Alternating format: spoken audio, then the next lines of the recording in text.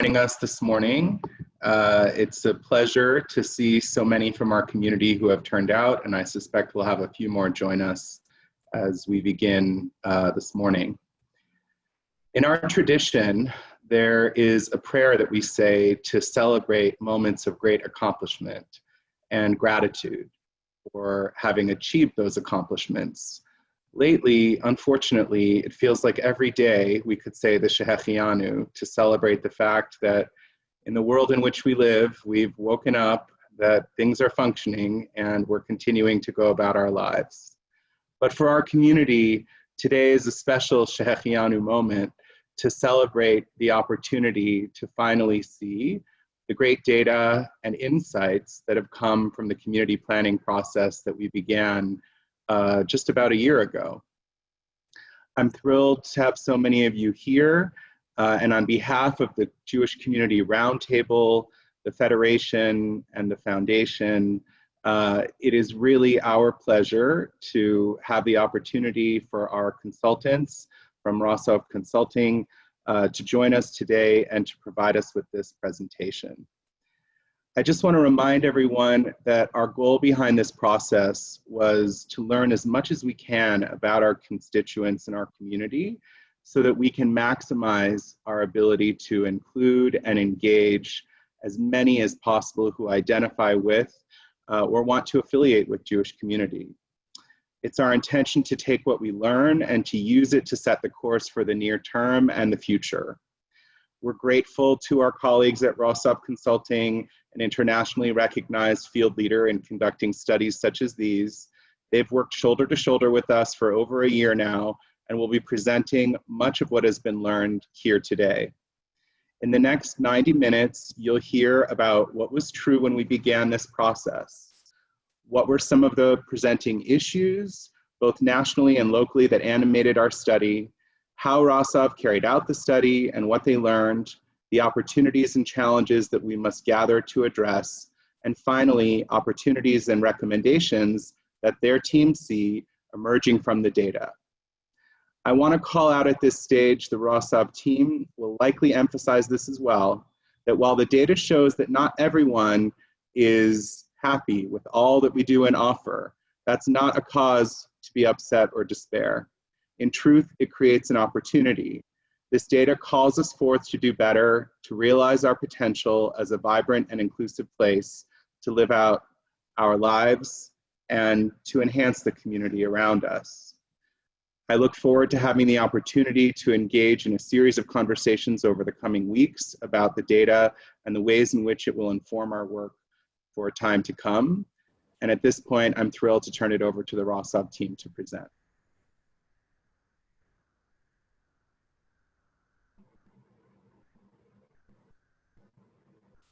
Good morning. It's nice to have so many of you logged on to our webinar.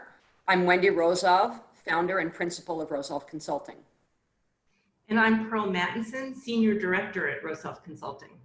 Wendy and I are pleased to really be able to share with you today the results of this extensive effort that Graham has just talked about, to learn about the needs and interests of a broad array of individuals in Southern Arizona and their levels of satisfaction with much of what the Southern Arizona Jewish community has to offer.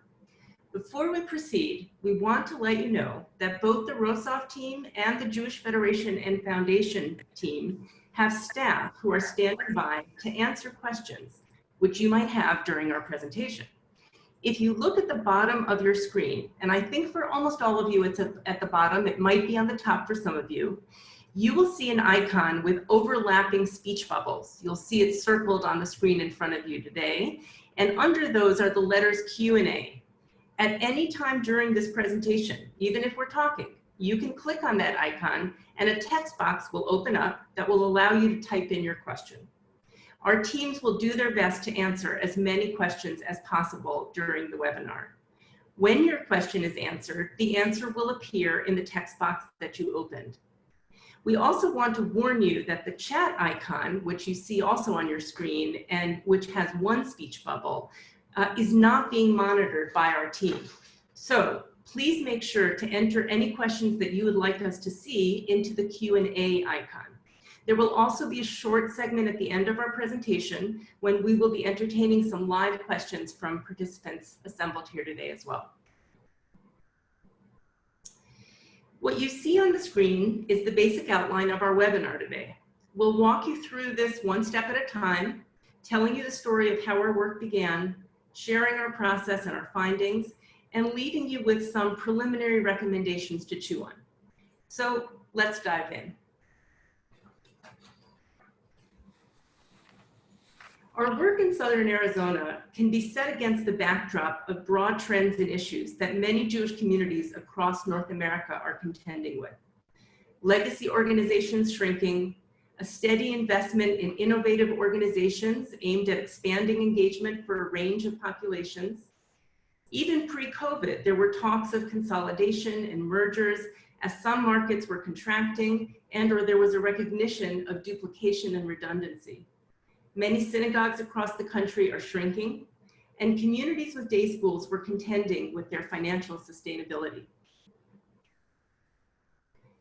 Some of the national issues were mirrored at the local level when we started our work last year, while some were particular to Southern Arizona at this moment in time. You see those on your screen now. Synagogue membership is down and maintaining aging buildings is prohibitive. Synagogue leadership will be turning over in the next few years. Your donor base is aging and eager for the next generation to step up. There has not been a strong culture of organizational collaboration, and few cross-community synergies were being explored when we began. Finally, some populations are feeling disenfranchised, and young people move away. As important as those questions, oops, sorry about this. Yeah. As we began our discussions with the Federation of the Foundation Professionals and the Lay Steering Committee, there were a set of questions that crystallized and came to animate our work. You see those on your screen now, and I'm going to read them to you because they are truly what has informed the data collection that we are going to be reporting on. What Jewish communal assets and activities are most appreciated and by whom? What are the various ways in which people want to participate in Jewish life? How do various subpopulations of the community differ in their needs and interests? And what, if any, are the barriers to participation? As important as those questions were in informing our work, so were a set of assumptions and ideas that we formulated together with the Federation and Foundation. This process needs to be as inclusive as possible. This process assumes that there will be a need for some change, and therefore communal leaders, both lay and professional, are critical thought partners to the work. And finally, the advent of a single CEO for the Federation and the Foundation both models and creates opportunities for new efficiencies and collaborations. So that's some of the important context setting for the work that we carried out. I'll now turn things over to Wendy, who will talk about the full trajectory of our consultancy, of which these study findings we report on today are a part. And she'll spend some time on how we went about gathering the data to inform the development of a community roadmap for the future. Thank you, Pearl. Our consultancy, which commenced just over a year ago, as Graham mentioned, includes 5 distinct and sequential phases, each building on the ones that came before. The first 2 phases, orienting and our community listening tour, helped us get to know the Southern Arizona Jewish community on its own terms. We made 2 trips to Tucson, first in June and then in September of 2019, to meet with communal leaders, visit their places of work and worship, and in crafted gatherings, learn about the challenges and opportunities they see as most critical to communal flourishing. During the 3rd phase of our work, assessing needs, we conducted a series of focus groups with populations who are underrepresented or less involved or engaged in Jewish activities in the community. From there, we designed and distributed a needs assessment survey that was completed by just over 1,800 people. Today's webinar primarily focuses on the learnings generated in the focus groups and the quantitative findings from this needs assessment survey. We are currently in the fourth phase of our consultancy, sharing our findings with you and beginning a process to make sense of the implications. Finally, in the coming 2 months, as Graham mentioned, we will work with professionals and lay leaders and lots of others from the Federation and the Foundation and the community to develop a communal vision and roadmap that is data informed and takes into consideration the input from a range of community members. Graham will speak again at the end of this webinar about how that process will unfold. So who did we hear from? I'm now going to turn to our data gathering activities. I mentioned our orientation and community listening visits, which took place in June and September of last year. Specifically, during our September visit, we held 4 lengthy meetings with individuals who are arguably among the most involved and invested in Jewish communal life in Southern Arizona. Agency and synagogue professionals and volunteers, a group of young leaders, and a large group of major donors. In November and December of last year, we returned to Tucson and conducted 10 focus groups with populations of special interest to the Federation and Foundation. You can see these listed on the far right-hand column of the slide. Within each focus group, we were able to include individuals who did not and who do not participate in Jewish life in Southern Arizona, as well as those who do. All told, we spoke in person with nearly 150 people. No small feat, to be sure, but folks turned out with enthusiasm. On the basis of what we learned in these incredibly valuable stakeholder meetings, and especially the focus groups, and in consultation with our colleagues at the Federation and Foundation, we developed a needs assessment survey and fielded it widely. I want to pause for a moment to explain what the survey was and what it was not. First and foremost, the survey was designed to assess the Jewish education, engagement, and social service needs and interests of primarily the individuals in this community who are somehow connected, who have over the years participated or engaged in some way, shape, or form with the array of institutions and programs that this community has to offer. Assessing the satisfaction levels of those individuals regarding those offerings was also an important feature of the survey. The survey was not designed to determine the demographic makeup of the community, that is, to count Jews, Jewish households, gender, age, geographic distribution, and things of that sort. This is an important distinction to which I will return in a moment. Given the primary interest in hearing from individuals who are connected in some way, the survey was first fielded to a group of over 9,000 individuals who were on an array of organizational lists, Foundation, Federation, JCCs, synagogues, etc. That approach yielded just over 1,100 responses. The survey was further publicized on various social media platforms with the specific goal of reaching individuals who are less or totally not connected. That approach yielded over 650 additional valid responses, which is superb. In total, just over 1,800 people in the Southern Arizona Jewish community took the time to complete the survey. Really, truly an exceptional response.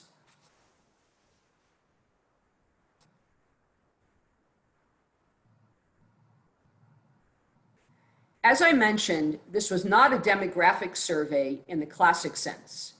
That means that we did not set out to count the number of Jews or the number of Jewish households, the number of children being raised in Jewish households, the myriad of Jewish ritual and religious and cultural practices, etc. What this survey was a community-wide assessment of needs, interests, and levels of satisfaction. That is to say, the primary purpose of the study was to understand the extent to which and the ways in which the communal infrastructure is or is not working for a range of people.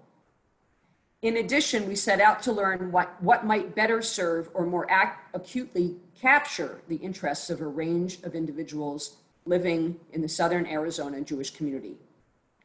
With all that said, the Foundation and Federation leadership team working with us asked us to approximate as best as possible the ways in which and the extent to which the group of survey respondents are reflective of what may be known about the broader demographics of the Jewish community in Southern Arizona. What you see on this slide is a comparison between the survey respondents and the only existing estimation of 4 demographic characteristics of the broader Southern Arizona Jewish population: age, ethnicity, gender, and education.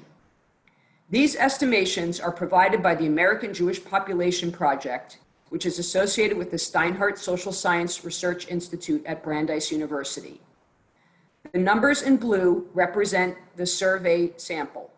The numbers in pink are those from the American Jewish Population Project.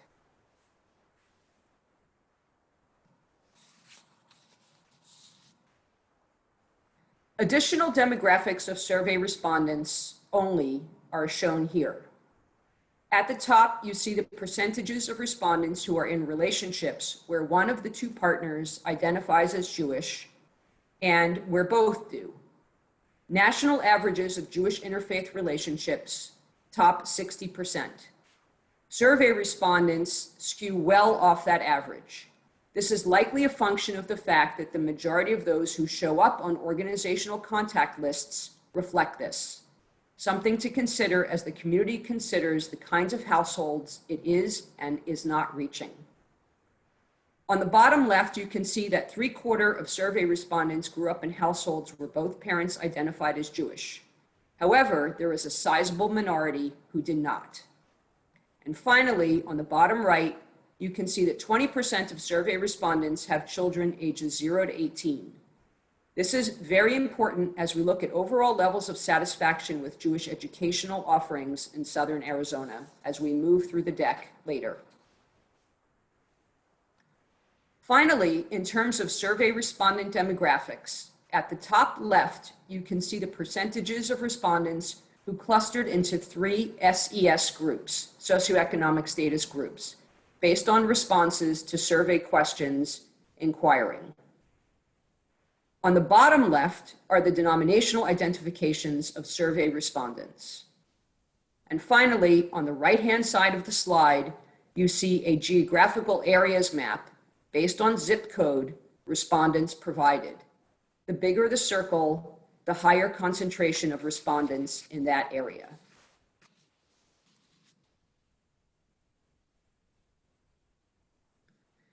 In order to identify actionable data as they relate to your community in particular, we explored patterns in the survey responses and consulted with our Jewish Southern Arizona Working Group referenced before as to whether there were particular groups of interest to them.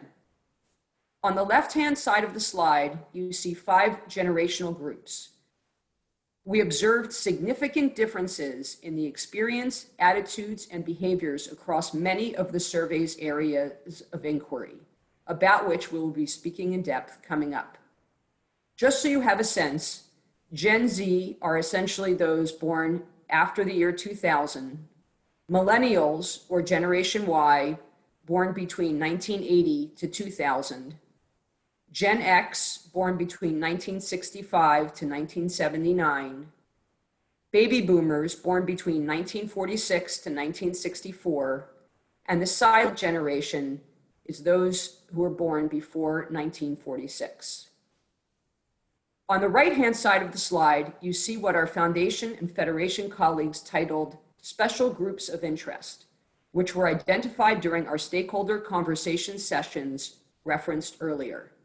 These are LGBTQ, those who are low socioeconomic status, newcomers to the community, families with children, interfaith families, college-age individuals, and young adults, roughly ages 25 to 39.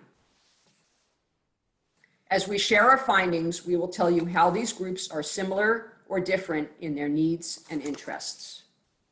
I am now going to hand the baton back to my colleague Pearl, who will take you through the first set of findings.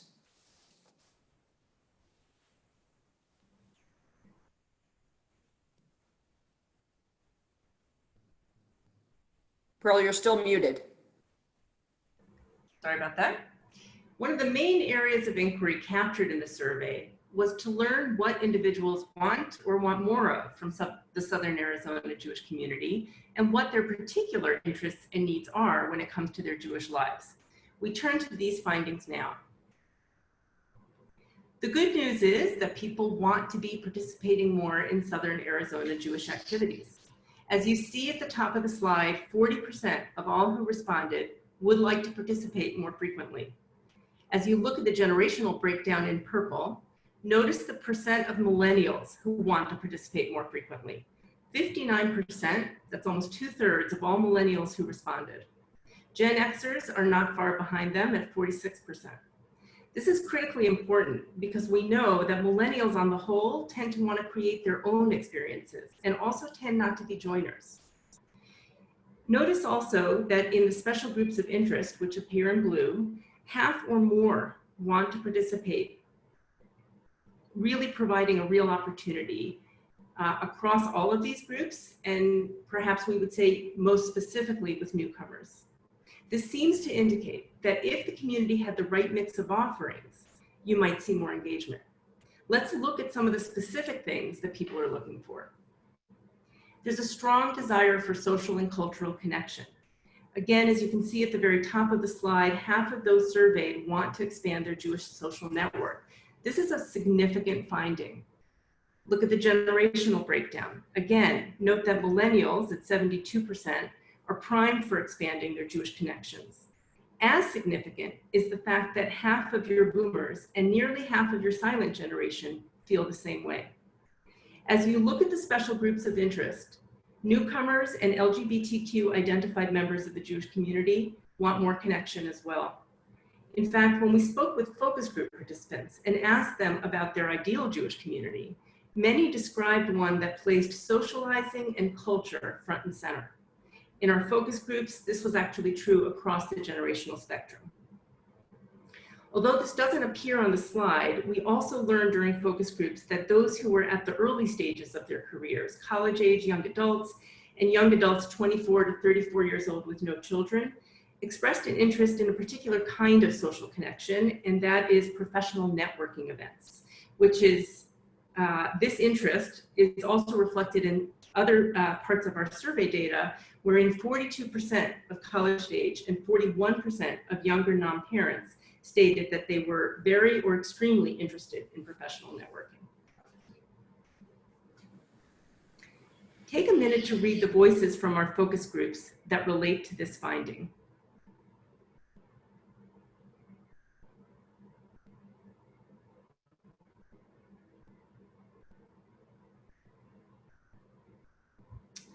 You might be wondering, how does this interest in social connection compare to other communities? Well, there are a few things we can tell you. In the community study that was conducted in Howard County, Maryland in 2019, 42% said that not knowing other Jews was a barrier to their participation. And in Cincinnati in 2019, 71% of those who wanted more connection to the Jewish community said that not knowing many Jews was a barrier to their participation.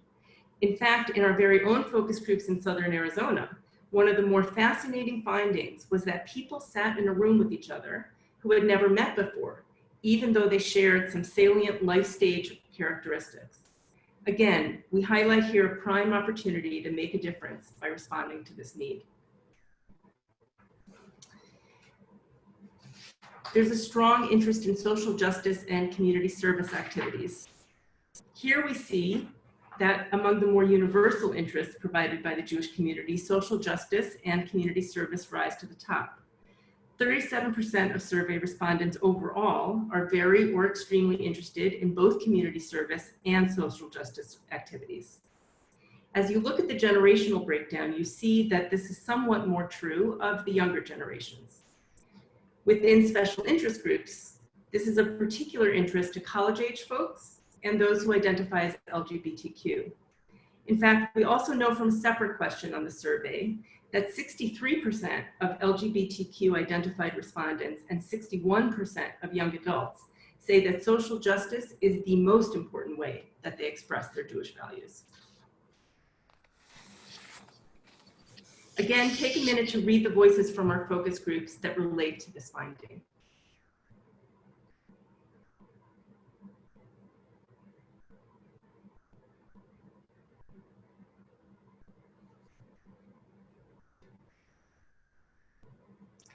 Families with children want to raise their children Jewishly, both culturally and religiously. The percentages, the very high percentages you see here, come from grandparents and parents of children aged 0 to 18, and also from people who plan to have kids in the next 5 years.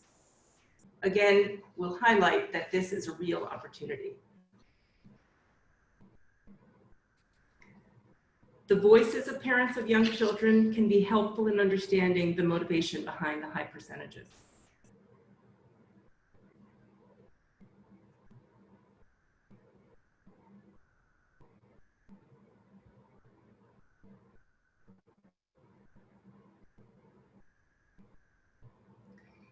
Jewish learning, holiday celebrations, and Israel are among top interests. You see here that there are a critical mass of folks who are interested in holiday celebrations and learning opportunities organized by the Jewish community. Millennials appear to be most interested in holiday celebrations. We think that this could be explained both by their interest in more social interaction, which we've named, and for those with kids, their desire to have activities that their children can participate in. Boomers and the silent generation are most interested in Jewish learning. With respect to Israel, you see, not surprisingly, that interest in travel to Israel declines by the generations, while interest in learning about Israel increases by the generations. In our focus groups, those in the 24 to 34-year-old set who are single or partnered but don't have children were a little bit more vocal about their critical perspectives on Israel. And again, not surprisingly, older generations in our focus groups spoke of more positive feelings and more positive connections to Israel. There's an interest in alternative spiritual experiences, and it's strongest for the younger generations. 20% are very or extremely interested in chavurot. For those unfamiliar with the term, chavurot are an informal group of like-minded Jews who might meet regularly to facilitate Shabbat and holiday prayer services, to share communal experiences like life cycle events and even Jewish learning. 27% are interested in alternative spiritual experiences. Although the overall interest is comparatively low, the data becomes interesting when you look at some of the subpopulations. Generationally, millennials, as you can see, top the list of those seeking something different. Within the special interest groups, families with children, newcomers, the LGBTQ community, and college-aged folks all express an interest that is higher than the overall survey sample. We would add here that there's been a lot of attention in the past 5 years for sure to the ways in which across the country people are seeking something much more than the traditional religious experiences that they may have grown up with. Much has been written to document new models of spiritual gathering that have been cropping up in response to this need. 2 Harvard Divinity School graduates who have done a significant amount of work on this topic and have written quite a bit speak not only to a need, but also to an opportunity and a call to action for secular and religious innovators to come together and meet the growing hunger for something different. All of which is to say, this data point is very much in line with the national trend. Again, here are some of the voices of those interested in alternative spiritual experiences.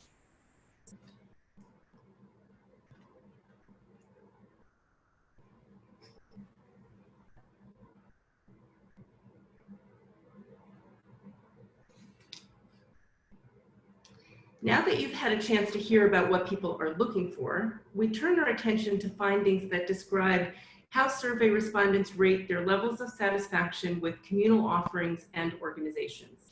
I'm going to hand over the mic to Wendy for this next section, which we entitled What's Working or Not and for Whom.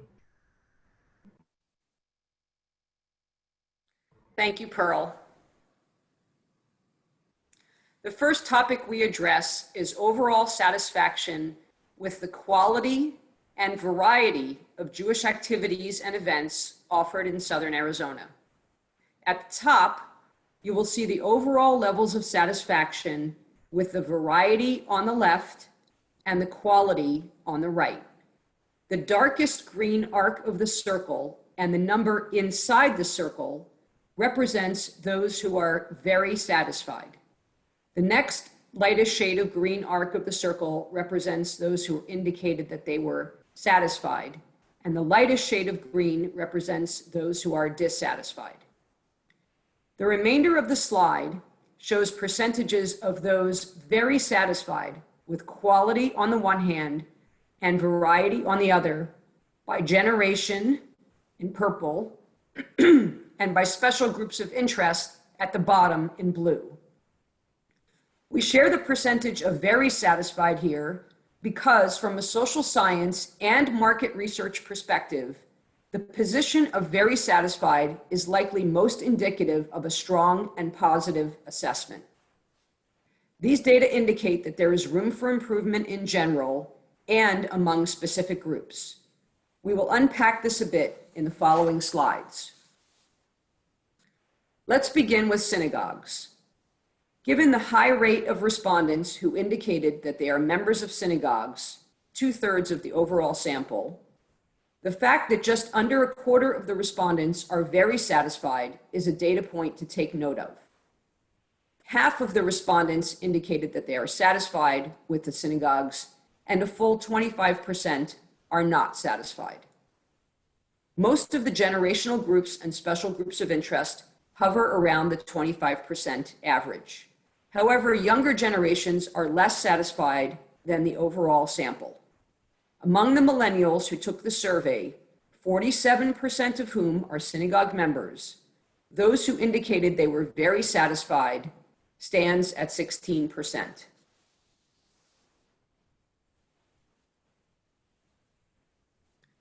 These 4 quotes come directly from and represent 4 different ways that focus group participants spoke about their opinions of and their experiences with local synagogues.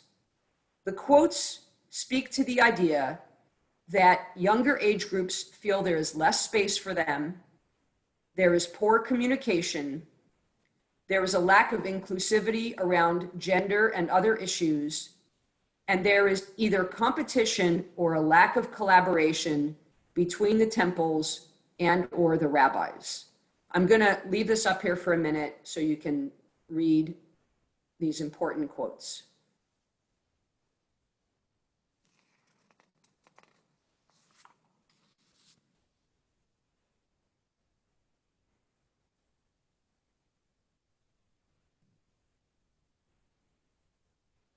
The survey also inquired about levels of satisfaction with specific institutions in the community. What you are looking at on this slide is the overall satisfaction rate of those who said they attended a program at the institution in question during the past 12 months. Under each percentage, you see in parentheses, N equals. This tells you the total number of people who responded to these questions. In other words, those who partook of services or programs or the like in these institutions sometime in the past 12 months. To give you a feel for how the satisfaction level of some special groups of interest compared to what you see here, and this is not on the slide, for the Jewish History Museum, LGBTQ identified respondents are even more satisfied at 80%. And for the JCC, families with young children are a little less satisfied at 48%, and young adults in the ages of 24 to 39 are a little more satisfied at 70%, very satisfied.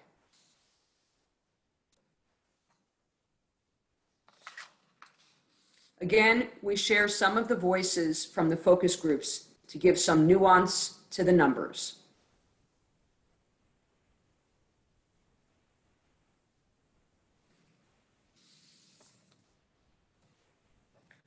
The survey also inquired about general satisfaction with an array of health and human services provided under Jewish auspices to residents of Southern Arizona.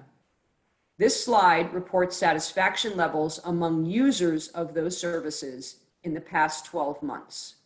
And again, the N under each one represents the number of survey respondents who indicated that they used those services in the past 12 months.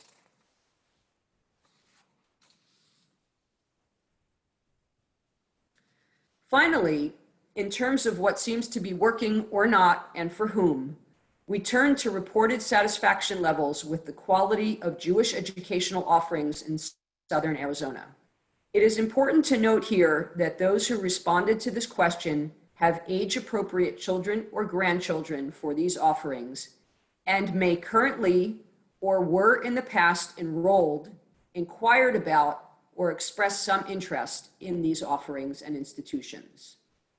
Although not on the slide, the overall level of satisfaction with the variety of Jewish educational offerings available to children in Southern Arizona yielded a 15%, 15% very satisfied response. Regarding the overall quality of the offerings for children, 18% reported being very satisfied. These overall numbers are low and merit attention. What is on the slide are the satisfaction levels with either specific institutions or categories of providers of Jewish education for children 0 to 15. As you can see for the preschool set, those with children or grandchildren ages 0 to 5, 55% report being very satisfied with PJ Library, 40% very satisfied with Jewish preschools. For school-age respondents, 19% are very satisfied with religious school offerings in the community, and 17% are very satisfied with THA, the Tucson Hebrew Academy.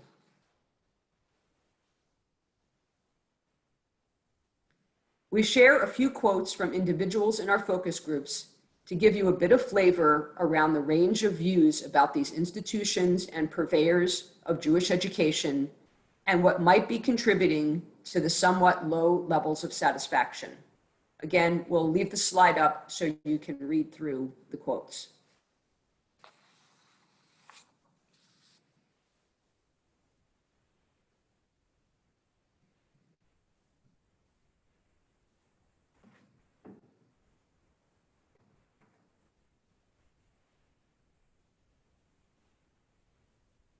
I'm now going to hand things back over to Pearl, who will share findings about what factors make it difficult, present challenge and barriers to participation in Southern Arizona Jewish offerings.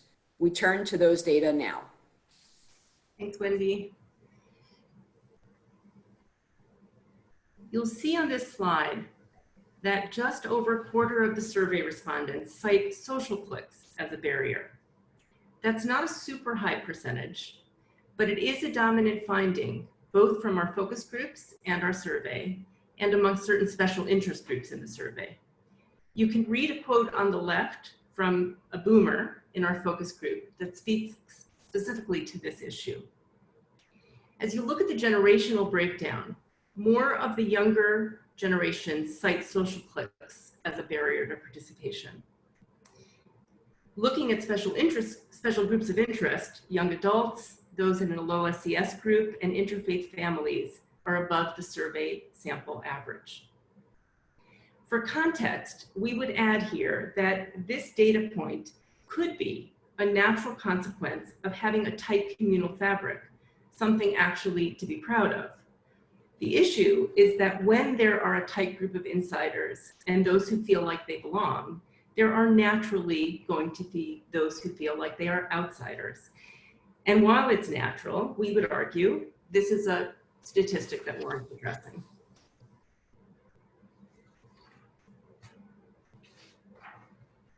A second challenge to participation which surfaced is cost. So what does cost refer to here?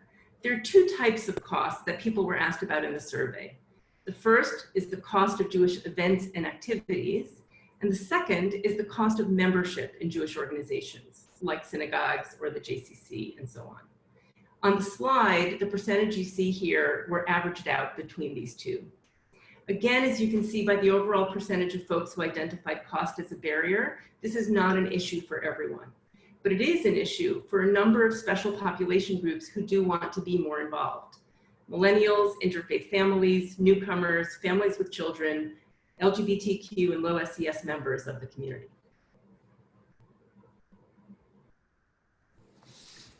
Finally, we offer two additional challenges. Now, I want to highlight that the challenges on this slide do not emerge from the survey data, but they are not unique to Southern Arizona. And so we raise them here for your awareness because they're critical to be addressed in any communal planning process.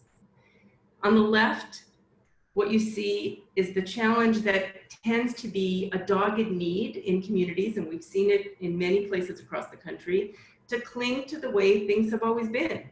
There's an allegiance to what was and a resistance to move towards what could be. And on the right, a resistance to acknowledging that the skill set and the capacity of your current professional community may not be adequate to the task ahead if the task ahead is changing.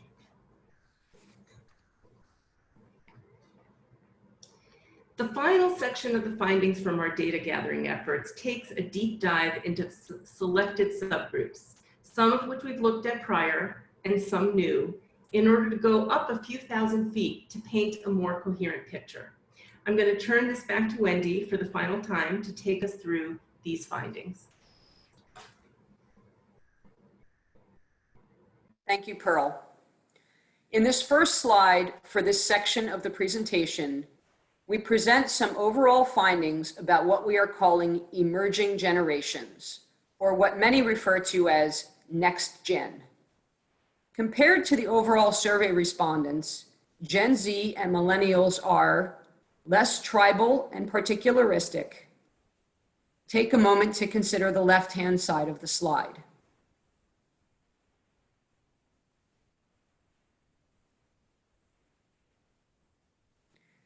And at the same time, they are more expansively social and more inclined to be experimental in their spiritual and religious expression. Of course, as near or full digital natives, they want to hear about options for engagement over social media rather than hard copy. Again, take a moment to look at both sides of the slide in terms of how these emerging generations compare to the overall samples.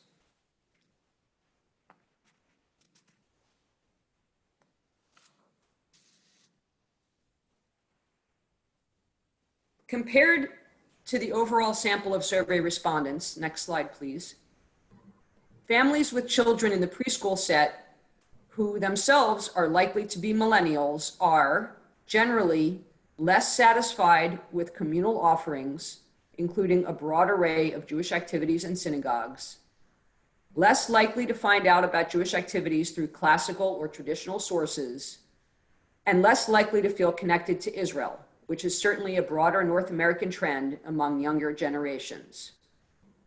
And they are, at the same time, more interested in expanding their social network, more likely to want their children to be more active participants in Jewish community, and more interested in alternative spiritual expression outside of synagogues. Notably among them are the nearly 50% of millennial survey respondents who report actually belonging to a synagogue. That parents with young children in your community are seeking ways to expand their social network is certainly not unexpected. A study of parents of Jewish preschool-age children in Boston in 2015 found that almost all the responding parents were looking to make new friends. And those who had chosen a Jewish preschool were more likely to indicate that they felt part of the local Jewish community. We also know from a study that we at Rosov Consulting conducted for Honeymoon Israel in 2016 of their first 7 cities, including 150 couples, that as couples begin getting pregnant and having young children, it becomes much more important to them to gather, have informal opportunities for conversation about raising their children with Judaism, and have a community of people with whom to do Jewish things, whether that was attending a program at a JCC, an adult education class, or other types of opportunities.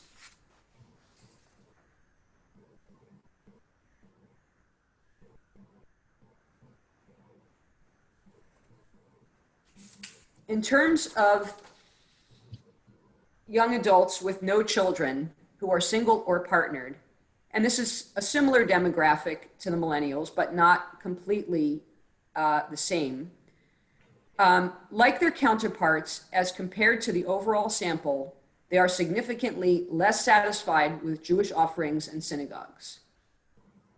They are also less likely to give to Jewish causes, more likely to feel that social cliques are a barrier to engagement, and more likely to feel ignored by the Jewish community. This last point was poignant in our focus group with this particular subgroup. We heard time and again that despite their abiding interest in being more connected to the Jewish community, they felt their demographic was generally ignored by the organized Jewish community programming, since they weren't yet or perhaps ever going to be interested in starting families.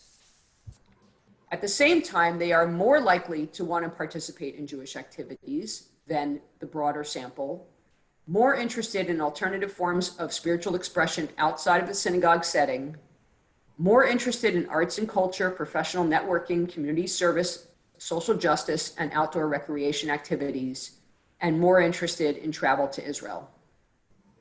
To contextualize these data, a 2018 study of millennials who were pre-family, which is essentially this population, conducted by the UJA Federation of New York, found that more of their goals were related to career and relationships, whereas identity values, which included spirituality, service, and religion, were ranked far lower, with 52% saying religion is a moderate focus in their lives. 98% of the millennials in the New York study said that helping others is important. As you may recall, the percentage of survey respondents who are currently in interfaith relationships is considerably less than what is likely the case for the Jewish community in Southern Arizona at large. Thus, the ways in which these individuals in interfaith relationships responded to the survey, being that they are among the most connected, should be considered more than directional when thinking about this ever-growing population. Of note, compared to the overall sample, interfaith families are less likely to feel connected to the Jewish people, Israel, and the local Jewish community, less likely to give to Jewish causes, and less likely to want a Jewish cultural or religious upbringing for their kids. On the flip side, they are much more likely than most to see social justice as the most important expression of Jewish values. In a 2016 study that our team at Rosov Consulting conducted for 18 Doors, which was then Interfaith Family, the premier Jewish communal organization devoted to advocating for the needs and interests of interfaith families, we assessed work in Chicago, San Francisco, and Philadelphia, and learned that interfaith couples are looking for more ways to socialize freely with other interfaith couples in an open and non-judgmental forum. Broader learnings from the field point to the fact that these families will engage in Jewish life and community if Jewish values, rituals, and practices and forms of community help them meet common human needs for meaning and purpose, connection with others, and connection with something greater than themselves. Finally, compared to the overall sample, survey respondents who identify as LGBTQ are statistically less likely to feel connected to Israel, while at the same time are more interested than the overall sample in participating more in Jewish life, more interested in expanding their social networks, more interested in alternative forms of spirituality outside of the synagogue, and more interested in social justice activities organized under Jewish communal auspices. For the most part, LGBTQ survey respondents do not look all that different than the overall population. This is consistent with a 2014 analysis of New York-based LGBTQ households in which their Jewish practice and Jewish engagement was found to be similar to non-Orthodox households, with the exception that LGBTQ individuals were less likely to belong to Jewish organizations other than a synagogue or a JCC.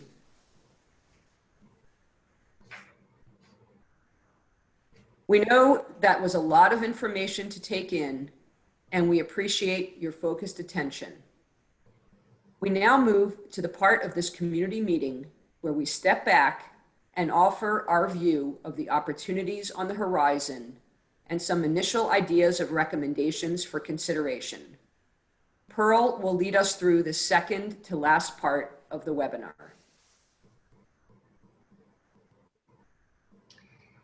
First, a quick note about the impact of the pandemic that invaded our collective reality as these data were being analyzed. Yes, all communities are having to reevaluate in-person gatherings, and much about our ability to gather in this way is unknown and will be for some time. And yes, economic fallout of the pandemic is accelerating some decisions that will affect the future of Jewish organizations locally and nationwide. But here's our bottom line. We believe this study is even more relevant now. The issues that have emerged from these focus groups and the survey are pointing the way toward the near-term and long-term opportunities for engaging your community and can speak to current realities and prompt new and creative approaches to addressing them. Here's a quick recap of some of the opportunities that we presented way back at the beginning of our presentation, which you may no longer remember. So we bring them back here. These are some, maybe not all, but these are some of the areas in which survey respondents expressed strong interest.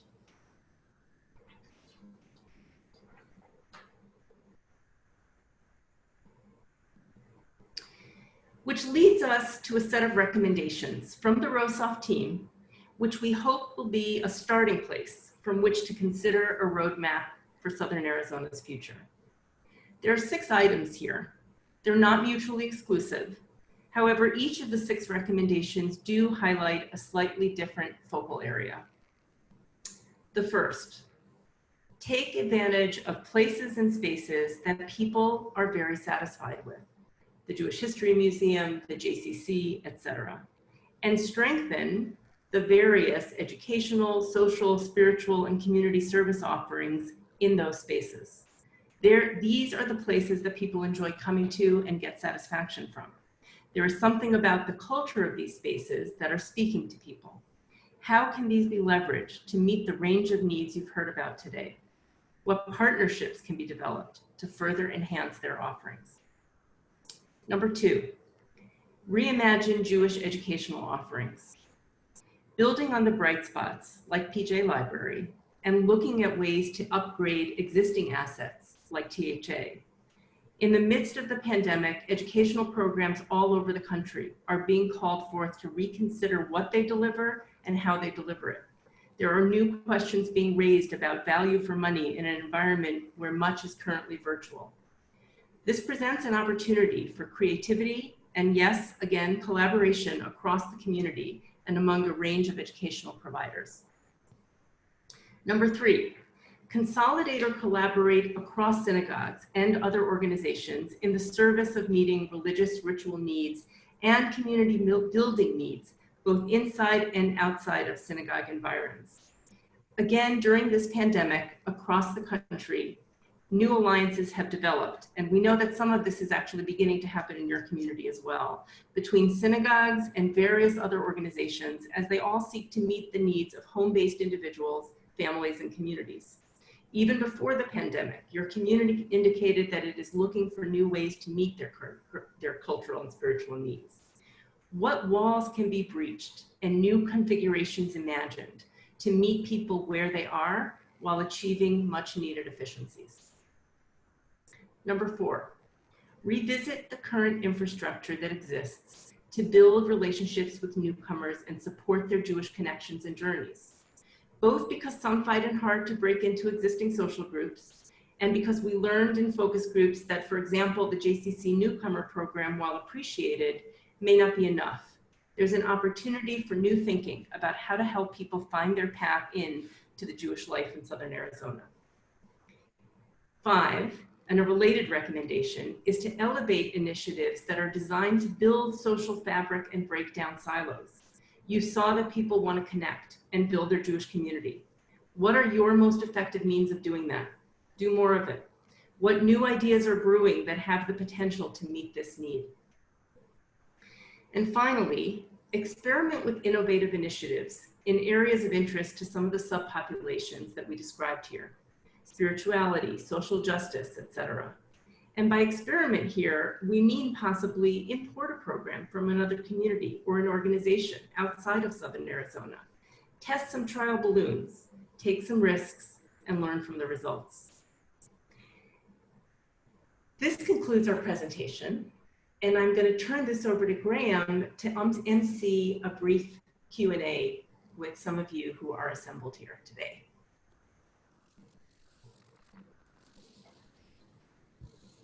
So first of all, I just want to thank you, Wendy and Pearl, so much for this presentation. A number of questions have come in throughout the presentation, and we have a few folks that we have set up to hopefully ask some questions. So I am going to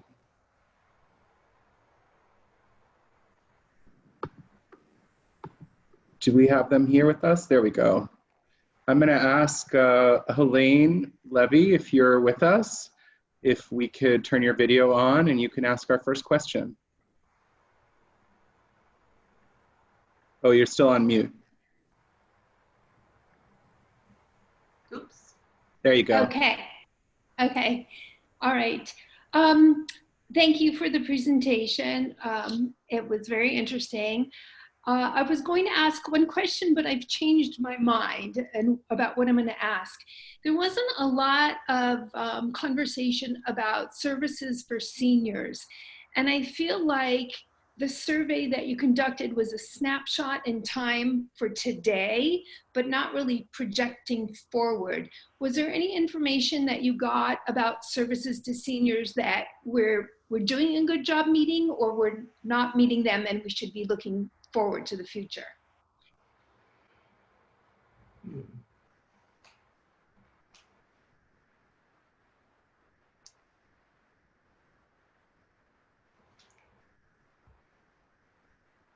I don't know, Wendy, I'm not sure. And you know, Liad, if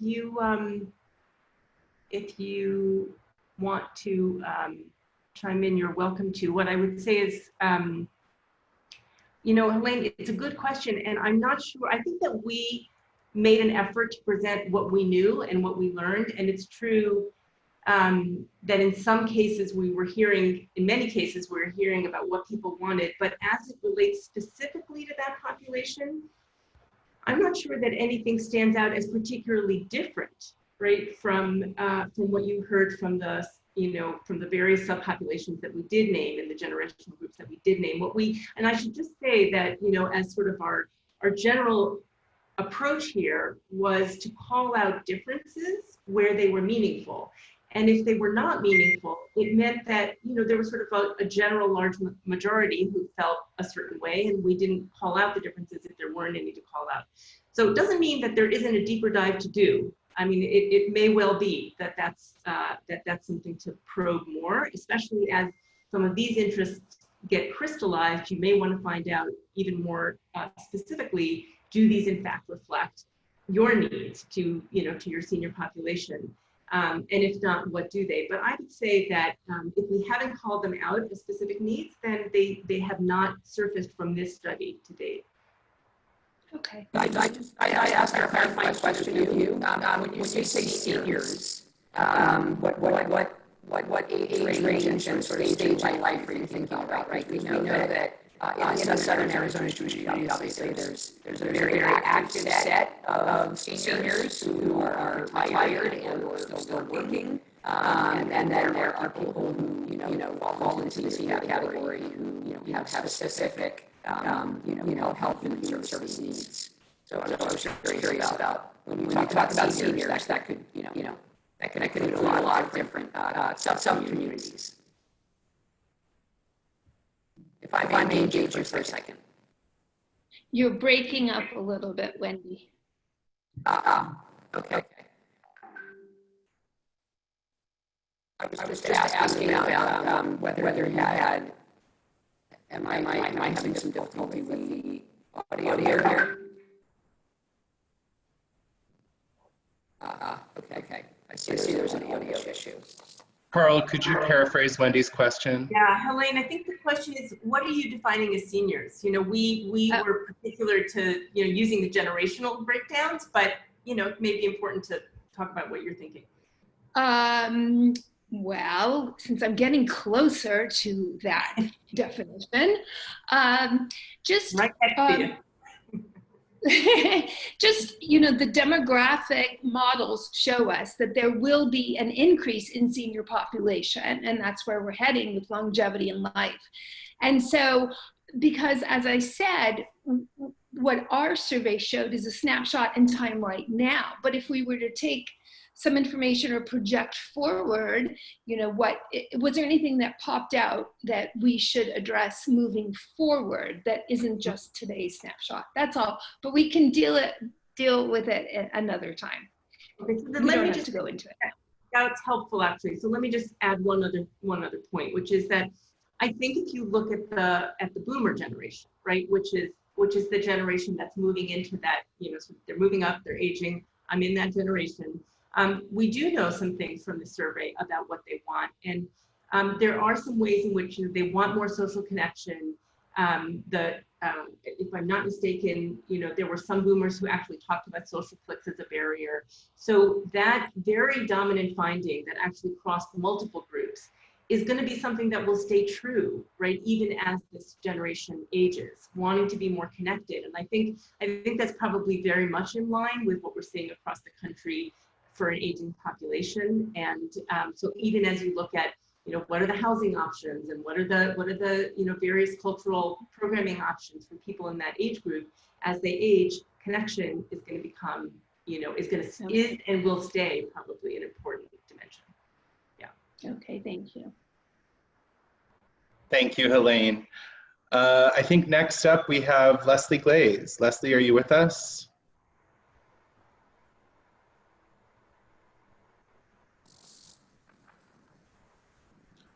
All right, Leslie, there you go. We got you. Do you want to turn on your video? Great, we can see you. And unmute, perfect. Is that working for everybody? Yes. Okay, all right, great. Well, I truly enjoyed the presentation. Thank you for bringing us so far. But what I'm hearing is a quest for expanding high quality opportunities for connection and engagement, but at the lowest possible cost, as evidenced by the success of PJ Library and others, and even just as a nod to some of the suggestions of information about millennials and Gen X and Gen Z. They tend not to want to pay for things as much, or maybe don't have the capacity. So it seems like there's lots of opportunities for new endeavors: Haru Road, professional networking, the community-wide celebrations for holidays, social justice activities, other spiritual experiences. That's good that there are ideas out there, but my question is twofold. One, how do we truly break down the barriers across agencies, congregations, not making anybody wrong, but how do we collectively bring our community together to offer these kinds of new opportunities at a lower cost? That's one. So if you have any ideas about that. And two, in prior years, when we did a community self-study, there was a recommendation to create something called a community-wide passport. And that seems to be maybe one approach to this problem, is to have some, and trust me, I don't know how it would work economically, but where you have sort of a, an annual passport that would bring you membership opportunities at various congregations or at various agencies or for various events and so forth. And so my question for you, Wendy, and I'm sorry, I'm blanking. It's okay, Leslie, it's Pearl. Yeah, it's Wendy and Pearl. Have you seen that model work in other communities? And do you think that that's a feasible way to go back to expanding high quality opportunities at a lower cost across a broad community? Look, I mean, that's the $64,000 question, right? That every community is trying to answer. I actually think that there are probably, some new experiments that are emerging right now in the midst of this pandemic that are born out of necessity, that perhaps we can be looking to and learning from. I'm going to give you just one micro example. It's not a macro solution, but in some of the work that we did for a community like yours, we did some research about how were people managing both this issue of some breaking down the barriers between the organizations, but also maximizing efficiencies and lowering costs for folks. So this may be a model that you're familiar with, but for example, I think there actually may even be several examples of this in Boston, but there's one particularly successful example of a synagogue that had quite a large edifice, certainly not being populated by its members, and its membership was way down, and opened up its building to numerous other organizations, not just to garner rent, but to actually create almost like a new kind of entity that would begin to look together, certainly share costs and spaces, but actually collaborate on programming that would meet the needs of multiple populations. This very same synagogue is also working to build senior residence space adjacent to its building. So that it's that kind of, and sort of creative. It requires an initial investment of funds to make that happen, but there's a lot of creativity that's sort of emerging there, and others are looking to that model, in other parts of the country. Can you guys hear me better now? Yeah. Much better, okay. thanks. Oh, terrific, woohoo, thank God. Leslie, I also wanted to say that in some work that we did in Montreal a couple of years ago, and which they're now sort of, digging into, we helped them develop a passport to Jewish life type of a program. And so I think it would be, instructive for the leadership of Southern Arizona to speak with those guys and see what they've been able to accomplish with that kind of program. There are a number of communities that have tried those programs. Some have been more successful and some have been less so, because the bottom line is that, some of those barriers and some of those issues and needs and interests that we talked about throughout this presentation, may or may not even still be met, even with a passport kind of access. So I think, there's both and that have to be looked at here. So thank you for the question. And I'm so glad my mic is working better. Yeah, it is. Thank you, Leslie. We're going to move on now to a question from Todd Rockoff.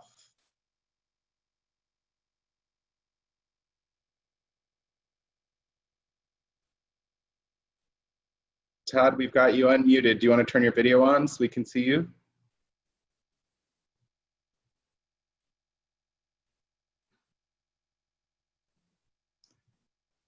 Oh, I think we had the wrong Todd Rockoff. Let's try this again. Todd, I think you're here now. Can you unmute and turn your video on? There we go. Okay. There are two of me. That's really unfortunate. Well, the real Todd Rockoff, please stand up. We're going to play What's My Line? Exactly. So, Wendy and Pearl, thank you very much for a really thorough and informative first dive into this. And I'm sure as we lean into the data more, we're going to learn more. But I'm curious in particular around teens. We learned a lot or heard a lot about the need for Jewish education and social engagement and social justice. And I'm wondering if there was any data specifically around those topics for teens so that we could as a community begin to plan how to ensure that their experience is meaningful in Tucson? Yeah, it's a great question. Leah, do you want to just let the group know how many teen respondents we had to the survey? We had about 30 to 40. I have to find the actual number in a second. Yeah. So the 34. Sorry, 34. The teen response, Todd, was relatively low. We did, where there were some important things to note about Gen Z, which is essentially your teen population. I mean, the oldest, Gen Zers are in college right now and just coming out, but the vast majority of them are between the ages of 13 to 18, roughly, at this point in time. So not a huge turnout from the teens, which is not surprising. During the time. But I think that there's, a lot known about this generation, about Gen Z and about their interests. And in particular, I think, as you know, there was a fairly large study done, a national study done of over 18,000, teens somehow connected to the Jewish community. That's called Gen Z Now, that was released about a year ago, I believe, or maybe a little bit longer at this point.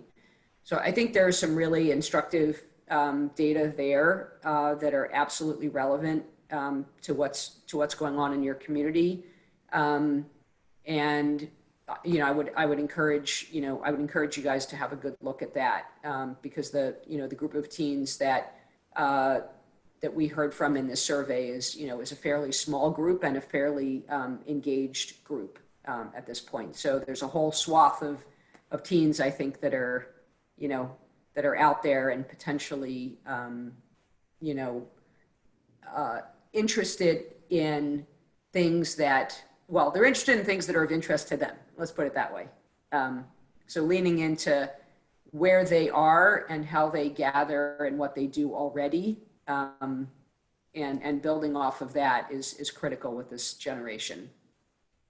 I actually thought you were going to talk about the next generation that's coming up, which is they're calling Gen Alpha, which is the preschool set now, essentially children of millennials, and how they parent and what those kids are going to be like is a complete unknown to us at this point. But that is a really important population to be watching, for sure. Thanks, Todd. Thanks, Wendy and Pearl. We're going to move on to a question from Evan Mendelson. Evan, if we can get your video enabled, great to see you. Good to see you as well. Can you hear me? Yes. Okay, good. I wanted to focus on arts and culture as a way of engaging people. And there seemed to be an interest, which doesn't surprise me, since Southern Arizona is an area that people come here because of the strong diversity of arts and culture. And I think that the COVID time that we're in is providing a lot of innovation in terms of connecting with things beyond what used to be very expensive to bring Jewish arts and culture to Tucson. There might be many new ways of thinking about how to engage the community using social media and other ways. So I just wanted to know if you have some ideas from other communities that we could take advantage of. Graham or Aviva, I would, do you guys want to chime in on that one?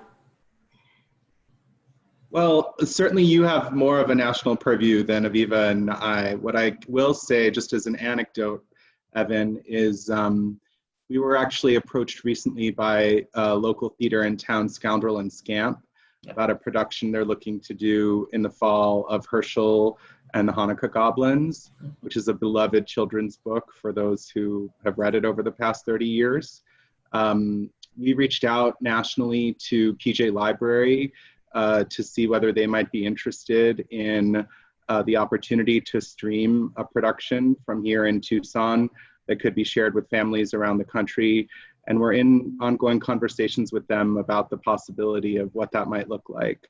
I can't promise that it will come to fruition, but the advent during COVID of moving so much online has allowed for arts and culture to be made available to and exposed to audiences that it previously wasn't or wouldn't have been. I mean, even just looking at Hamilton and the incredible smashing success that's been since it went streaming on Disney Live a few weeks ago, when you think about the number of families and children who have now been able to experience not quite live musical theater, but very close to what live musical theater is like when you can't be in a room with other people, there's something very powerful about that. But Pearl and Wendy, I would assume maybe you could share more from some other communities. I mean, I'll let Pearl speak to this as well, but my answer would be, I think it's Evan, precisely your point, which is that it doesn't, when something is online and something is virtual, right, it doesn't have community boundaries anymore, right? So the accessibility of things that otherwise would have required, you know, a moving exhibit to come to a community or others to go to travel to, you know, to a brick and mortar institution to see those things and to experience those things. Those barriers are, you know, slowly but surely, you know, coming down, right? So I think it's less about what's, you know, what certain communities are doing and more about what we see happening just in, you know, I would just say full on access and total access. So I think it's a great and important point, and I think the opportunities are potentially, you know, endless there. Yeah, and there are unique things that the Southern Arizona Jewish community has to offer out to the rest of the world, right? That's another piece of the puzzle here, which is what is unique to your community that can be shared with others. So I would think both ways. And I would say there are a lot of, especially younger artists. And if we begin to connect some of the Jewish younger artists in our community, doing interesting things that we have here in our own interconnections with the general community of artists that and diversity, that might be really interesting for some partnerships.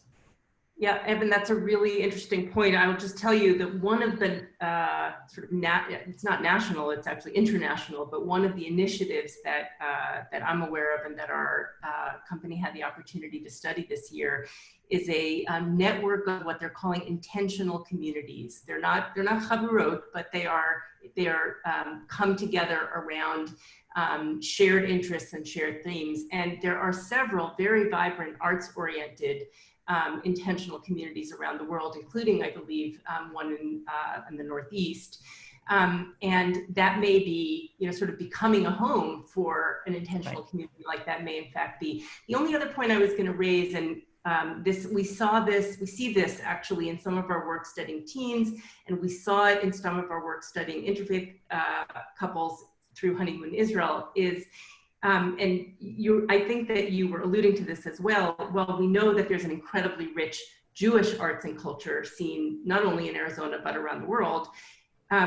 Bringing people who are interested in and attracted to arts and culture, it doesn't have to be Jewish. I mean, that's why I was really glad, Graham, that you mentioned the Hamilton piece, but you can convene with others in your Jewish community to engage in and enjoy and appreciate the arts and culture that may not actually be Jewish, but that's still an opportunity for connection. So, yeah.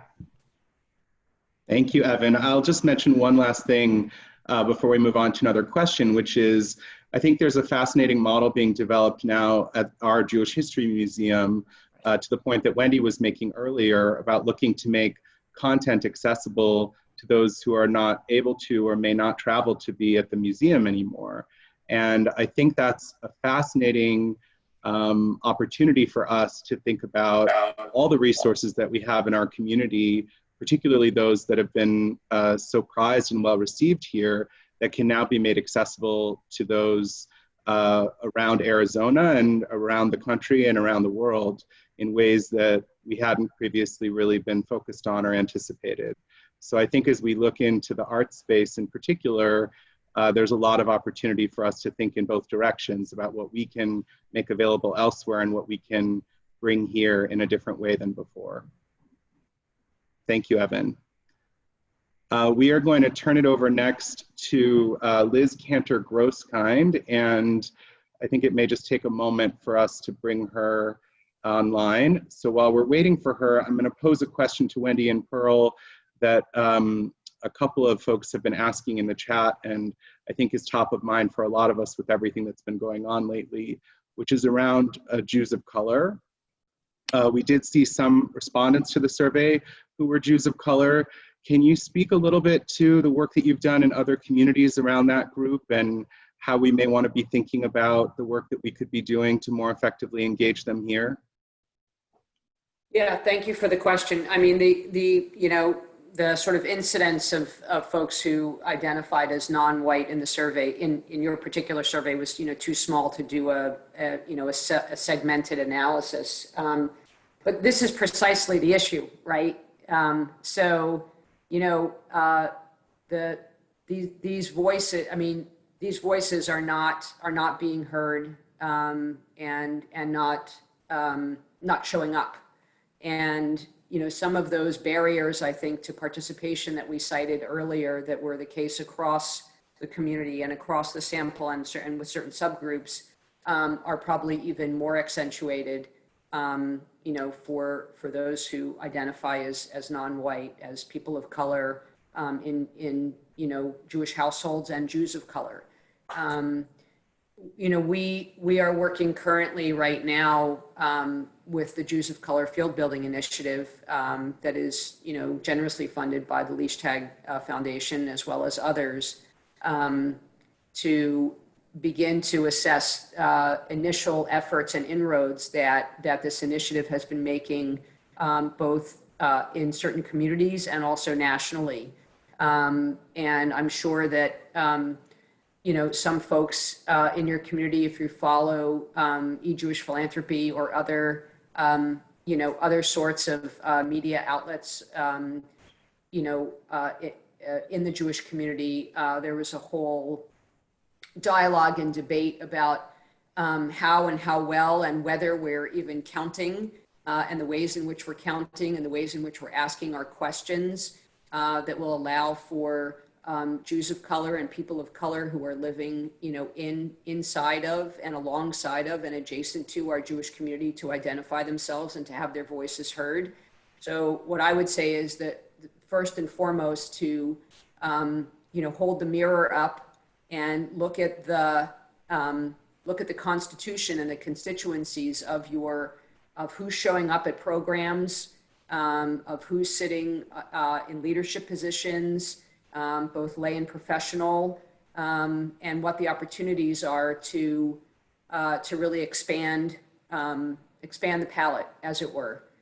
So those are the kinds of things that we're talking about, and for us in the sort of research side of things, making sure that the language we use and the questions we ask are fully inclusive, so that individuals who are responding and participating in these kinds of efforts see themselves represented such that they will want to step up and speak about their experiences and their needs and interests. So those are some of the comments I would offer in that regard. I think we're just really on the cutting edge of this in the Jewish community, and there's a tremendous amount of work to be done. Thank you. We look forward to continuing to learn as the work progresses. Liz, would you like to share a question? I would, and thank you, Wendy and Pearl, so much. There is so much here to unpack, and I just looked at the clock. So in the interest of time, one of my primary reactions, I mean, there's, as I said, so much, but one of the things that jumped out at me, and I'd like to get your feedback, if you can, as compared to what you're seeing nationally, was the very low number attributed to satisfaction with THA, with our day school. And so if you can you compare it? And if not, what did you learn that you think we can do to improve it? Pearl, did you want to speak to that? Look, the data, is not deep in that sense, right? We certainly didn't do focus groups with folks specifically about THA, so there's no depth of conversation about the day school in specific. We did visit the day school. We know what some of the challenges are from the day school's perspective, how the day school is experiencing its own ability to thrive.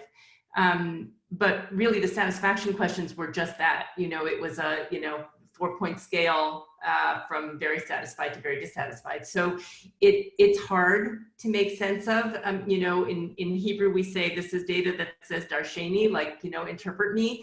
And I do think that in the subsequent community conversations that happen, it will be really important to make sense of what I would say, I think, is to pull the lens out. And although the satisfaction level was low, and we tried to highlight this in our recommendations as well, pull the lens out on educational offerings in general, because frankly, the satisfaction level with educational offerings overall was pretty low too. And so, again, it seems like there's a real opportunity to make use of what we would say is, an asset in your community. I mean, our company has spent a long time studying day schools. We feel that day schools are critically important to Jewish communities. Question is how can, and of course they are struggling across the country, but how can you creatively make use of, I think there are likely models to be looked at across the country. I don't know that there's one successful model that's out there. I think the day school world would love to find it. But I do think that what your data suggests is that the community should be looking to think about how to leverage THA for broader educational opportunities for the community. I think that's right on, Pearl. Thank you. Thank you, Liz. And thanks, Wendy and Pearl. I think we're probably just about out of time. So I'm going to take the opportunity, first of all, to thank all of you who have gathered here with us today. You may be interested to know that we had over 140 people with us at various points today. At our high point, I think we hovered mostly around 130. So it was a great turnout. The session has been recorded, so that will be made available online from our website, and we'll put out some additional information as well. Before you log off, I just want to share some of our next steps. Over the next month, the Rosov team will be facilitating conversations with various groupings of folks to further unpack the recommendations they offered here and to hear more about what our community members see as actionable opportunities. Of course, we understand that there are lots of questions that folks have about what the data might further say or what additional information we may be able to glean from it. We'll be looking to gather that feedback as a part of this process as well and to provide everything that we can. But also, my colleague Aviva Zeltzer-Zubida at the Jewish Federation has some expertise in this space, has worked with Pearl and Wendy throughout our project here and many times before. And will continue to provide an asset to our community, to our synagogues and agencies and other stakeholders interested in better and more effectively leveraging this data for your own purposes. So please don't be concerned if you didn't see the answers to all of your questions today. We will have much more time to engage around this in the context of the coming weeks and months. But in early September, the Rosov team will work together with our steering committee at the Federation and Foundation to craft a draft communal roadmap that builds on the findings that you've heard today, as well as what we learned from the community conversations to follow. We're very excited to have the opportunity to bring that roadmap together with the roundtable and other key stakeholders in the community forward as a pathway for our community to continue to advance, to engage, to be more inclusive, more effective, and more excellent for generations to come. So again, I want to just say thank you to all of you and to our colleagues at Rosov and all my colleagues at JFSA and JCF who have devoted so much to making this process come to fruition. I want to thank a generous group of donors who made this possible and were incredibly visionary in recognizing the impact that this work would have. And we're just at the beginning of really understanding all of that impact and very much looking forward to bringing that forward in the coming weeks and next couple of months. Thank you all and have a great day. Thank you, Graham. Stay safe and healthy. you.